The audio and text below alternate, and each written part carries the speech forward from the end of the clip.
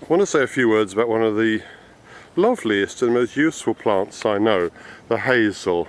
I don't know if you can see there in the middle of the picture, there's a tiny little red flower, and that is the red flower of the hazel.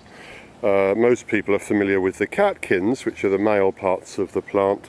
That's the female part of the plant, which most people haven't seen, because in order to see this beautiful little red flower you need to be out in the woods or the woodland edge at the right time of year, and you need to know exactly what you're looking for, and you need to look carefully for it.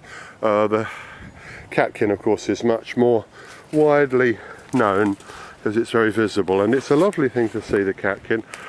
I want to talk just a little bit, walk through our hazel coppice, some of our hazel coppice, and talk about some of the great things that you can do with this plant. You can build structures from baskets to clothes pegs to houses with this. Not very big houses, but you can build homes with this, as well as being a source of nuts.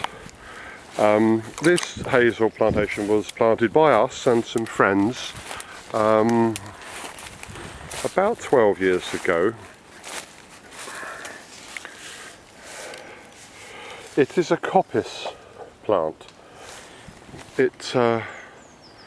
You cut it down and it grows back up again, and once it's mature and it's in the habit of being worked, or well, you're in the habit of working it steadily, you get a permanent supply of these long, straight, very useful hazel rods. If you cut them, they come again. And you can see how helpful that might be for green woodworking. You can split these, basically stick a heavy knife or a special instrument called a froe, F-R-O-E, through this, and split it right down the middle. It can be woven into gates. This is a bit thick. You could use this for an upright in an outdoor green structure, which will only last for so many years, sure. Hazel's quite durable if it's dry above ground. If it's in contact with the ground, it will rot within a couple of years. On the other hand, it doesn't cost very much. It's a real homesteader's plant. So it's quite pretty to be walking in this. When we bought this piece of land, it was 9 acres, and it's longer than it's thin. The proportions are about 1 to 4. It's quite long, and some of it's quite shady. So we planted about 2/3 of the land up to apples and pears and plums. We didn't do it all at once, but we were left with more land than we needed. So at the one far end we planted a coppice, and this is down one side where we planted basically a hazel coppice. Well, a couple. This is a long hazel coppice. This tree is a little bit neglected. This is what you want. This is a young tree. It's been cut back a couple of years back, and it's got lots of thin, 1-year shoots. It's about 8 feet tall. This wants to be grown, and it'll get a bit thicker.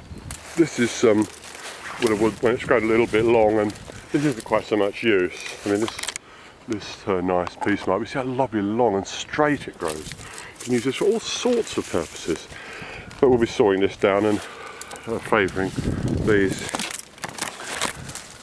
The plants, by the way, came from Buckingham Nurseries, which is one of the nurseries which has been affected by the wrongful importation of ash trees into this country, which has led to this nasty ash fungus dieback disease, which threatens our woodlands. But that's another matter. Yeah, it's a nice little environment here. A bit too much ivy, actually. A bit of monoculture. You can get some lovely woodland plants under here. Yeah, the hazel can grow quite thick. When I talk about building homes from it, this is wattle and daub housing. You take big rods of hazel, split them down the middle, weave them into a sort of woven structure, erect them in a square or whatever shape you want, and then bind them together with a mixture of cow dung and mud, which doesn't smell bad once it's dried out. You can make a reasonably effective home to live in down to a certain level, of course. Yeah, but we're talking about very simple and primitive structures, but it works, and our ancestors lived in buildings of this sort. This is another hazel coppice running next to the road, and Julia's been doing some work in this. There's lots of lovely tall uprights. You can split these and make them into baskets. They can be split and made into temporary fencing for keeping sheep in, or indeed fencing for your garden. There's a bit of few bits of ash. So hello Julia, you've been working in the hazel, and isn't it pretty to see? Okay, it's still midwinter or late midwinter now, but I think one of the reasons for growing hazel where you can, I don't know if that's focusing, is the lovely sight of the catkins, and sort of just having a look, the beautiful little 2mm burgundy coloured or deep red or cerise, whatever shade of red you call it, little flowers. But what are you doing here? Well, I'm taking out some of the poles from these hazel stalls, not all of them, particularly where we've got an overhead power cable. Yeah. So some of them have got a bit too tall and they get into the wires. Yeah. So I'm taking the bigger ones down, but I'm also harvesting them because we'll use these for making temporary structures or for firewood.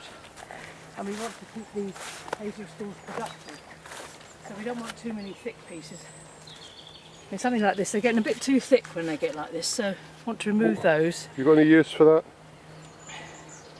Haven't immediately. You can make temporary hurdles with them, but most likely that'll be just sawn up for firewood. Which is not a waste, is it? Yeah. But I like to see lots of straight shoots like about this size. Yeah. So you're basically sawing out the wood you don't want to favour the wood you do want. I'm trying to think how old these stalls are. Was it 10 years ago we planted them? Something like. We started planting hazel here, didn't we? 3 years ago. In the first year, 20 years ago. I went through this coppice and took out what I call the wrigglies, because the first growth tends to be, I'm trying to show you some, I'll cut out most of it, tend to get weak, distorted shoots. Yeah, I saw one or two of those earlier in the film. I've taken those out. And eventually 3 years ago, and left the straight ones, so I left them in this sort of condition. Yeah. And then these will thicken up another 2 or 3 years. These will be lovely thick straight poles, which I can harvest out. And it keeps the vigour of the plant, keep renewing it in this way. So I see where you've completely. Yeah, I see where you've cut some thick pieces out and left out the thick pieces. Because traditionally, people who worked in hazel coppices would buy the rights to the standing wood. They'd cut the whole lot down then, wouldn't they? But that was itinerant workers taking a harvest. Obviously they would take all, but we do it a bit differently, don't we? Because we take a... Well, I think you get more of a crop off it. If you leave these to draw the sap, yeah, they'll grow away really quickly. If you cut the whole thing down, which I have done in some places, the first year or two you get a lot of these little whippy shoots, and it takes them a few years to get back into a growth. Because if you cut the whole thing down, a shoot like this, which is beautifully tall, is just taller than me. It's over 6 feet. This is 1 year's growth, isn't it? Yeah. If you sawed the whole thing down indiscriminately, then this would be actually useless, wouldn't it? Yeah. So you'd lose a year on this one, and on this one you'd probably lose two. Well, you'd lose a year. You'd lose 2 years with this. So what we do, we take a renewable harvest, a partial harvest every year, or every 2 or 3 years maybe. Look at the growth rings on these, and you can see how much girth they've put on each year. I mean, these were trimmed out 3 years ago, so the last 3 years' growth has been fantastic. Yeah. So that's 1, 2, 3, 4, 5, 6, 7 years, maybe 8 years. That's 8 years growth, and it's 3 inches thick. So I think probably these stalls are about 9 or 10 years tall. old. And we didn't take anything from them at all the first few years. Yeah. And they just cleaned them up 3 years ago. So I mean, you couldn't make a living from growing and selling this, could you? But unless you really value added it. But some people do that, don't they? They sort of almost set up a temporary there is a demand for workshop. hazel, but you've got to. It's really got to be glove in hand with the craftsmen who were using. You've got to value add it, haven't you? The raw wood has not got a big economic value. I mean, we could sell pea sticks and bean poles from this. Like bundles of poles this sort of size that people grow their beanstalks up. But there's Yeah. still a big demand for these for thatching spars to hold the. All right, yeah, of course, that's right. There's no modern substitute, is there? No, and also for hurdles, hazel hurdles. They're becoming quite popular, rustic fencing, and they're quite nice to make some rustic trellises out of.